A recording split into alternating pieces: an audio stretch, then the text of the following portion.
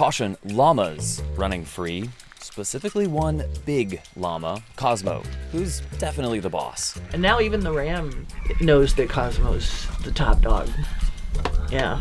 This is Elizabeth, and she's the human boss of the Shanty Permaculture Farm, tucked into a hillside of western Sonoma County. Yeah, it's an area known for its wines, but 7 years ago, Elizabeth started growing a lot more than grapes. What I've been working on more and more is my garden. He's feisty. I want to get to be where I have, salads every day out of my garden. That happens in certain seasons, but not annually. She and her volunteers and visitors enjoy flocks of sheep and chickens, which means there's never a shortage of eggs. Oh, there's an egg right here. Oh, good. Oh, it's warm. Yeah. Feels so weird. Most days selling extras by the dozen at a roadside stand. But that side business could shut down if things got tough. We got a taste of it at the beginning of COVID when my egg sales went through the roof. There was a shortage of eggs. We ran out of toilet paper and we ran out of all kinds of things initially.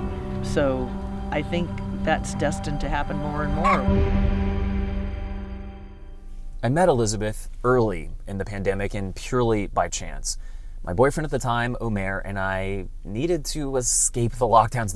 We needed to be out in nature, so we went on a road trip to some beautiful places in Northern California and stumbled upon some campsites at this farm, Elizabeth's farm.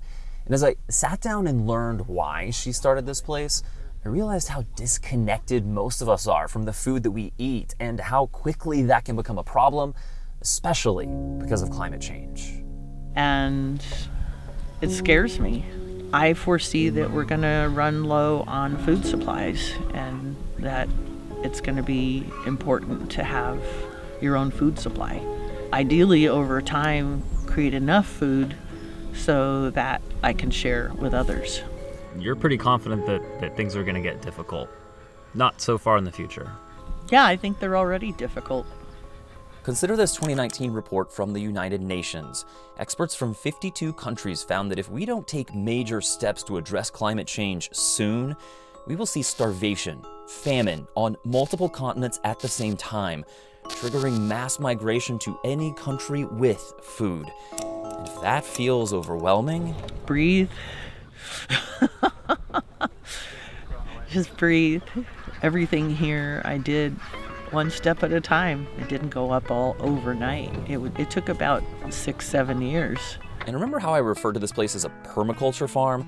Well, if you don't know what that means, Elizabeth didn't either until she took a course from the Occidental Arts and Ecology Center. Permaculture is not a gardening method. It doesn't have to apply to gardening at all. It just depends on your situation, where you are, and what your needs are, right? So permaculture is really a systems thinking solutions method that infuses the physical world and then and human needs. Kendall Dunnigan directs the permaculture program at OAEC, and even if you don't have a farm, it can be as simple as starting to compost, growing tomatoes, or catching rainwater for your garden. In times of stress, societal stress, gardening, it becomes really popular, and we saw this back in the 2007 economic, downturn. And then during the pandemic, it's been like off the hook. You can't find seeds in the store, people were talking about getting toilet paper, but the next thing was,